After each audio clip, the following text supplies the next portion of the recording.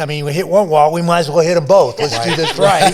So I go all the way across the track. That one felt lonely. And hit the left wall.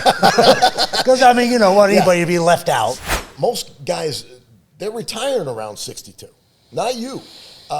You're jumping into NHRA Pro Mod. That is a really wicked we're left taking turn. a little trajectory course, or is changing there a little bit. I don't think I'm going to get back in the car. No?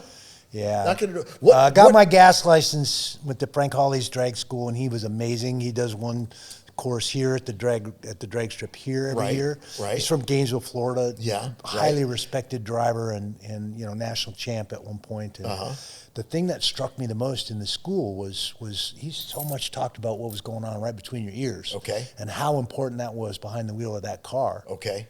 And speaking my language, I mean, spent years and years as both a wrestler and an individual combative sport of MMA, and so much of it is mental and how you deal with the adversity of our sport. Yeah. And then to hear him saying all these terms and things I was very familiar with from a sports psychologist on the national team and everything else, I was like, oh my God, there's some of the same stuff right here driving this car. So I felt very comfortable with him, comfortable with the gas car, which is a 9 or 10 second car, and then they wanted me to move up in class to a Pro Mod car, which is an alcohol car, and a 5 second car. I mean, you are strapping your butt to a rocket. Yeah, this thing is unbelievable. Yeah, I was just getting used to the vision and everything that adjusts from the speeds of a 9 and 10 second car. Right. And then my first run in Al Capone, a 1937 Chevy, I was like, oh my God, what have I gotten myself into? Right. Like my eyes, everything was just, I mean, it plays with all your senses. Yeah. It was amazing. What made you want to get into drag? Or what was I've been a car guy since I was a kid. And I understand that addiction. One of those things, that my dad was one of those guys that worked on all his own cars. Yeah. And so there was, I took auto shop and welding and all these things because he was a welder by trade. And again, trying to get his attention.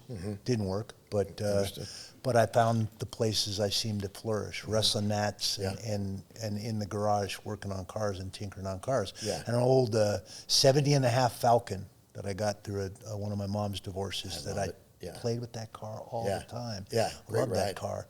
And I sold that to try and go to college after high school. Yeah.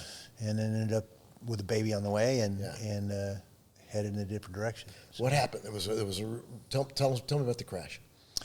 So this is my second run in Al Capone. We ran out of time down in south of Phoenix.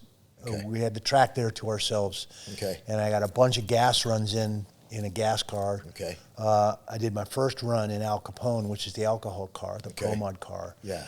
Unbelievably fast. I mean, I was in shock after that run. I can only imagine. And then we were out of time that day, and so I needed way more runs to get certified in the Pro Mod class. But I think I did everything I needed to do that day to get my gas certification. Okay.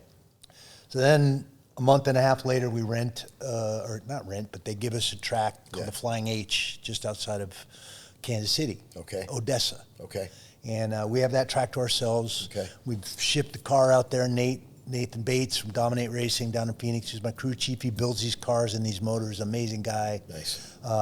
Glenn Bell was there. He's a driver, a long-time driver, so he's kind of being my mentor and helping me figure this, especially because he's driven Al. He knows what Al's all about and how squirrely these Pro Mod cars are anyway. Yeah. And so first run that day at the Flying H, did a great burnout.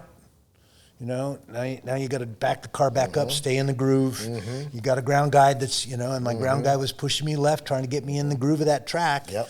And the only thing I can think is when I staged the car and launched the car, you have a trans brake, you let that trans brake off, that car just takes it. You literally got the gas pedal to the floor. Right.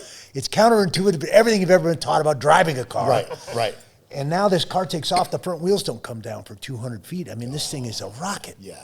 And it's toned down because I'm still training and learning how to drive this car. Right.